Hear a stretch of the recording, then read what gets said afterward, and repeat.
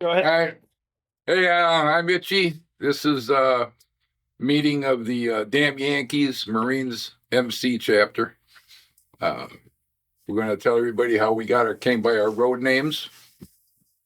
Mine is Itchy, as you may know, and I got it because back in the 70s when I came back from Vietnam, my brother and I worked together with all our cousins in construction, and they were all like clean-cut squares. They were listening to Frank Sinatra and Dean Martin. Not that there's anything wrong with that, but we were listening to Grateful Dead and Zappa. That's the difference. So they were all clean cut, short hair, no facial hair. Me and my brother had long hair, beards and stuff. So they called us hippies. They're the farthest thing from hippies. But anybody with hair that touched the top of their was a hippie to them. So there used to be a cartoon back in the early 60s, a black and white cartoon called The Itchy and Scratchy Show. Only you OGs will know that. And they were two like rats and had scraggly hair and flies buzzing around them. So our cousins started calling us Itchy Brother and Biggie Rat as an insult. We took it like the N word and we used that and we called each other Itchy and Big till the day he died. So that's why I picked Itchy as my road name in remembrance of my brother. Foghorn. Oh, yeah, Foghorn. They call me Foghorn mostly because I'm soft-spoken. I'm an introvert. I'm a Libra. I'm a Libra. I like long walks on the beach.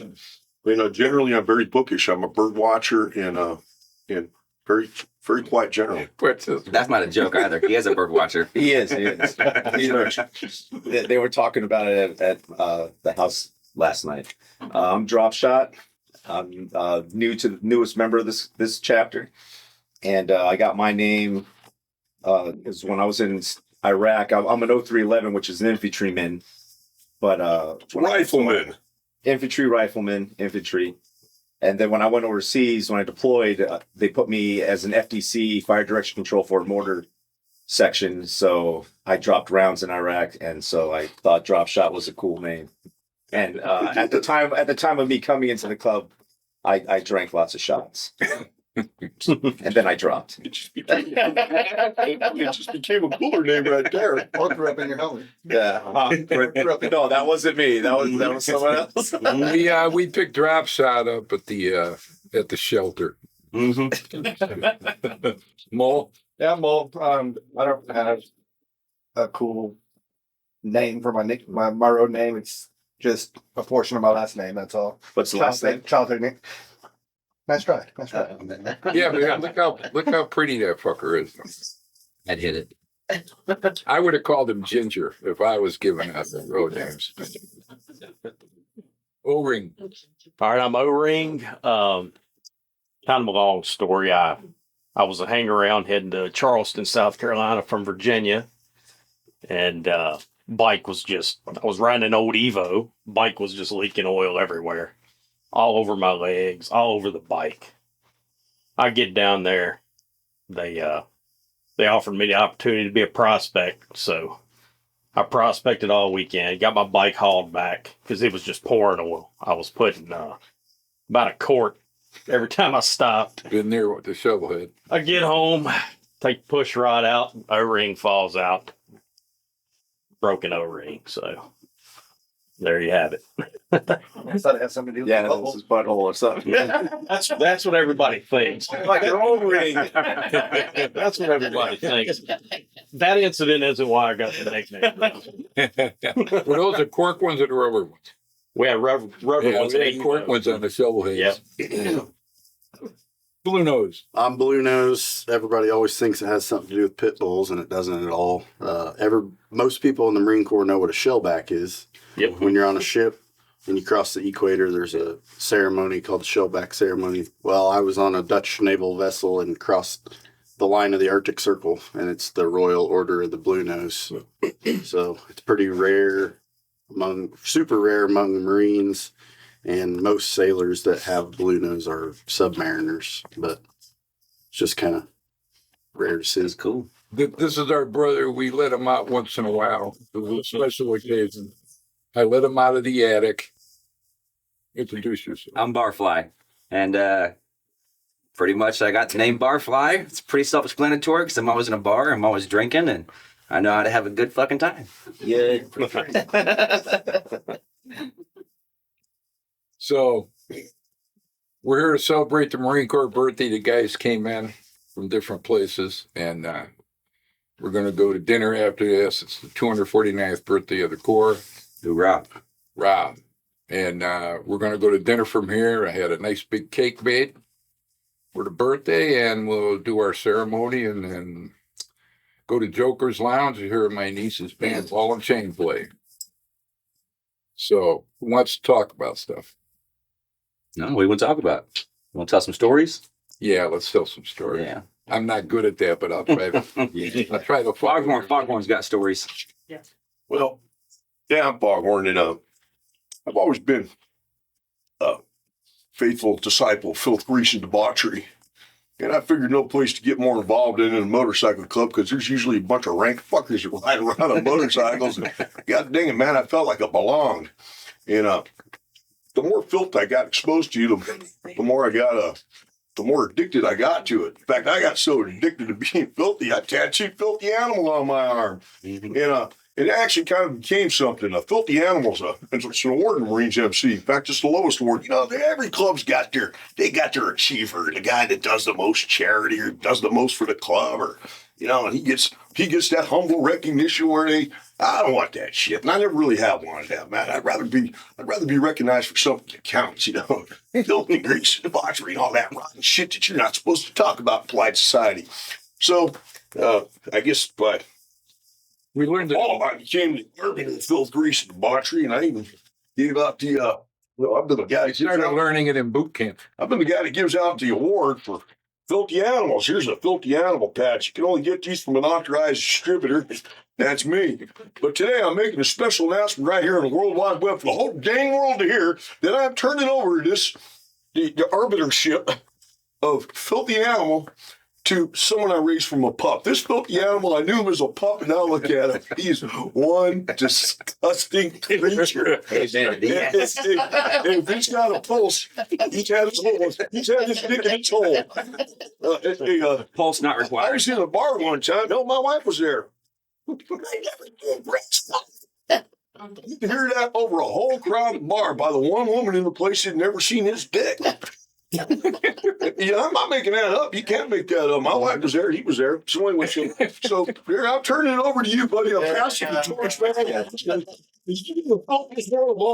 Yeah, the torch has been passed. We don't aim high around here. No, man, you don't want to aim high if you want to be a filthy animal. So you are now the arbiter of filth, grease, and debauchery.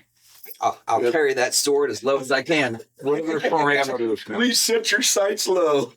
That's why I never got the filthy animal award. I just couldn't get that dirty. Hey, you're a good Well, you got to understand something. It actually has criteria. First of all, you can't be. Are you Catholic? No. Oh, You can't be employed. Oh, yeah. You can't be employed. If you're a filthy animal, you either got to be unemployed, you got to be retired, or working for yourself, because the true filthy animal is unemployable. You can't have this guy at 7-Eleven. Yeah. You guys going into a gas station or a bank, and Yeah, this guy's going to help you. Fuck no, you can't help me. I want you here. I don't want please. I slap the face of your corporation. Yeah. I couldn't go to a lower dude. I swear. Yeah, I love it. I love it. Hey, believe me, man, that might sound insulting to some poor slob. I'm sure that's not an insult whatsoever, man. I live by it. That's Got something it tattooed on my That's chest. something you can wear with pride. Hell yeah, I got it. Great spots. But, hey, filth, grease, and debauchery is the Holy Trinity. Filth, grease, and debauchery, amen. Love That's it. a full B. We probably display it. What's the worst thing you ever saw me do? Was it a stripper? Oh, God, the back part. It was almost my road name was almost Backblast from the story. Oh, tell that one. Yeah. I want to hear this. You wanna hear that Again, one? I'm new to the chapter. And I can chime in on it too, because I was first. So I was prospect out in Get ready to add it. out in Reno. I was a prospect out in Reno, Nevada. I was living up in Carson City. I was still in the Marine Corps at the time. And I was banging the shit out of this stripper out in Mound House, which is where all the legal whorehouses are in Nevada. And I was a sponsor, by the Yeah, way. he was my sponsor. He had to answer for all my dumb shit I had to do, that I did not had to do. I went to the whorehouse run. Oh yeah, Yeah. Mm-hmm. That was fun So times. I'm banging the shit out of the stripper out there. We go back to her house. She turns around. She tells me to put it in her ass. Well, you don't got to fucking ask me twice. All right. So I'm fucking the shit out of her. She has this like has this fucking orgasm. I fucking pull out, wipe my dick off, start fucking it regular again. I'm like, what the fuck is that smell? I fucking clicked the light on, and it was just shit everywhere. Just on the bed, on my chest, on my stomach, on my legs. That should have been a new road name right there. Been the road name. Jack Flash. This girl rolls off the bed, and she's like still coming. Right? She's like off the bed. She's trying to pull the blankets off. She's half crying. And the only thing I could think to say to her was, don't worry, it's not the first time. So then I proceed to get in the shower. And it wasn't. Yeah, it wasn't the first time. It wasn't the last one either. So then I got in the shower. Anything that made bubbles, just poured it all over my fucking self. Scrubbed the shit out of myself. I get out. She's fucking crying. She's begging me not to tell anybody at the bar. So, of course, I leave her house. I go straight to the bar, run into him, and tell everybody at the bar, y'all will never believe what the fuck just happened to me. About a week later, I show up back to that bar. We're down there to fucking play pool or some shit. She turns around and sees me, found out I told everybody in the bar what had happened. She comes, this like 92-pound stripper comes flying over a table at me. Well, the bouncer was this gigantic motherfucker. He was like 6'6", 300 fucking pounds. Caught her midair and threw her out the fucking bar. I was like, yes, I love my jungle. See, we should have saved that to the end. I remember that. That was perfect. But the most lasting impression of that whole story to me was I got in the shower and I drained anything that would make bubbles. It was like that, Suds. that scene from Shit up. Einhorn's a man. What's AIDS like, man? What's AIDS like? I don't know. Never been to Africa. He still got her number in his phone. I do actually have her number in my phone. You should give her, you know, man, you should Right give her a next call to in there. right next to a stripper named Carmen. Yeah, see, that's why I got a hotel. It's scratchy calling line. Let's give a hooker a call. Let's give a stripper a call. Call 1-800-BACK-BLAST. You know, I bet she's cheap now. I bet she's slashing prices. Probably. Slashing prices. I can imagine she calling this shit. Do the hooker commercial. It's never come That's bad. 1-800-BACK-BLAST. Hey, we got bargain basement prices. Then you just got to ask yourself, hey, after a good orgasm, what will you do with all the money you saved? Some terms and conditions apply, but if we can't work out with your valid credit card. Yeah, Here's how- that was my birthday. It should have. Backblast should have been it. I thought Yeah, about it. Backlash. I thought about Well, it. Backlash we couldn't do because we already had a member of the club that was named Backlash. Oh, okay. And I'm sure not for the same good reason. No, he's a firefighter. You should have taken it from him. You deserved it more. Unless he went out with the same hooker. To this date, though, the worst story that I ever heard, I was there for this one. I was prospecting. And we had a member of our club that was sitting there, and Foghorn was asking a bunch of questions, and he started telling the story about in Vietnam. He went down, he fucked this prostitute, and I know he knows exactly what I'm about to say. He goes down, he fucks this hooker, and he's banging the shit out of her. Goes back, and he gets fucking drip dick. He's got whatever the fuck he's got, right? So he gets treated for it. Goes back trying to be a good guy to tell the hooker she's got fucking whatever the fuck she's got, The drip. and then fucks her again and gets it again. He knew she had it and still fucked her again. He got That's written up fucking for it. disgusting. Here's your sign. He got written up for it. Yeah, that's pretty He bad. got burned for that.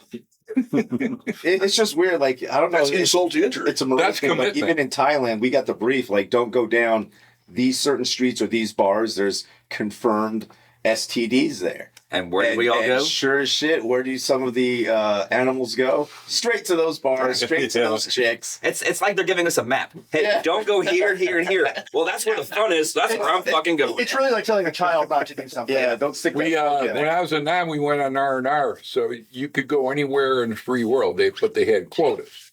So of course, most guys wanted to go to Hawaii for round-eyed women, you know, because you'd been around Vietnamese all that time, and or Hawaii, because the married guys and the officers like going to Hawaii because they could have their wives fly over to see them, you know.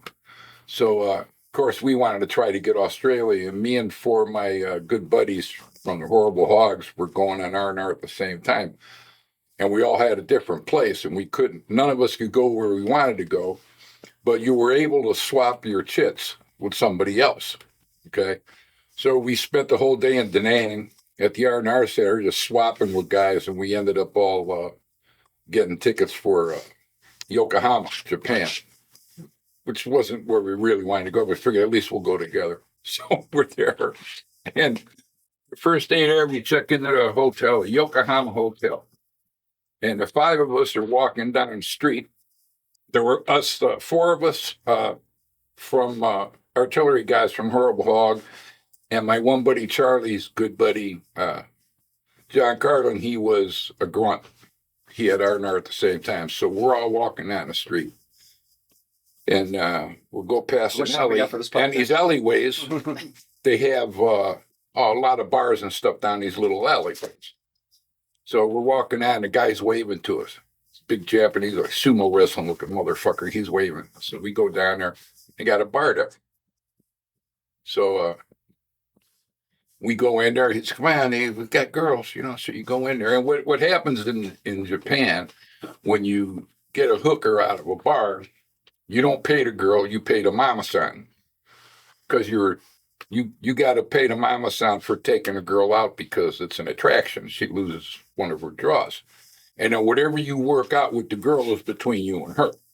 So anyway, we go in there, and there's a bunch of we used to call them skivvy girls, you know, bar girls in there. So we sat down with them. They came flocking around. So there were like 4 or 5 girls. And so we ordered a drink for all of us.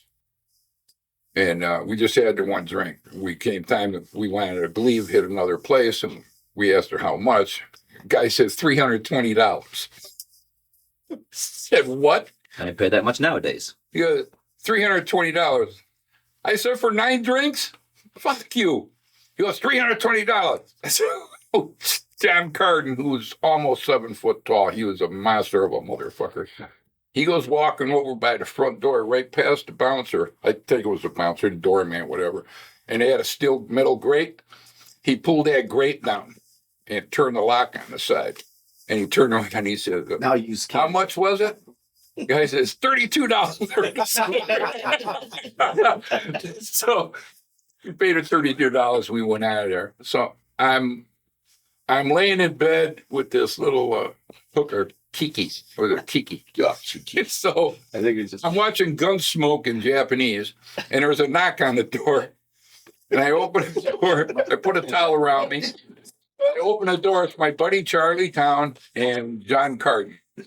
And about 8 little Japanese police officers surrounding him. I said, what the fuck is up? What'd you do? He goes, yeah, they arrested us. We jumped a cab driver. I mean, jumped without paying. He goes, we jumped out of a cab without paying. He goes, they said all they want is the money for the cab driver and they'll let us go. So then they took him back. And they were like, they were afraid. Charlie was a beefy motherfucker. So they take them away. So now we're all broke already. So I had to go up, and it was all military, American military was staying in the hotel. We even had to go to some fucking Air Force guys and beg them for a couple of dollars so we could raise the money for the cab driver. So we raise the money, we go make our way to the police station. We get in the money. They let him go as we're walking down front steps. There's all these Japanese cops, the cab driver, and us were walking down the steps, and my hooker. And Charlie goes, taxi! Fucking God. So anyway, we ended up having to walk back. But what these assholes did was they told the cab driver, they said, we're going to Yokohama Hotel. So they get about 2 blocks away, and they realized they didn't have any money. So they said, oh, you can stop here. This is good. As soon as he stopped, they jumped out of the fucking cab. They're running through the alley, and then they're running through these backyards, and there's like brick walls and stuff. And there's one right across the street from the hotel. They jumped up, swung their legs around, and dropped down onto the sidewalk and turned around and run into the hotel. There's like 5 or 6 Japanese cop cars there waiting. Already waiting. So they took him away. We got him out. It was fun. That funny, you should have seen the look on that doorman's face, though. How much did you say? Yeah, overseas is fun. And it's a lot of adventures. I was in Phuket, not Phuket, Pattaya Beach, Pattaya Beach, Pattaya Beach. I've been there. And there's this one bar I believe was called Tony's, and it stayed open until about 3:00. And then went. Come share with your dad. Yeah, I bet you were. I bet you were. I'll tell you what. When I first got to Thailand and I see all my sergeants and staff sergeants doing their thing, I was like, oh shit. My boy goes, "What's wrong?" I'm like, man, my dad was here. So it's just like, damn. So we're coming out of Tony's. My friend's got the girl he's with.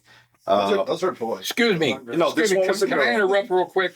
Tell him, Drop Shot's dad, who was he to you? He's my platoon sergeant. He was his platoon sergeant way before he was. And he achieved. Sorry, go He ahead. achieved a level of filth that I will not discuss. You know, I should give my dad one of those tabs. I will not repeat, especially in front of his offspring. Sorry, man. Go ahead. He's told me Yeah, plenty. he told you man. everything. Not everything. No. So we're coming out of Tony's. He's got his girl. It's just the three of us. We're going back to our hotel. And what happens at 3?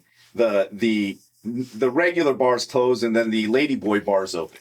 So right across from Tony's is a Ladyboy bar, and they start catcalling us.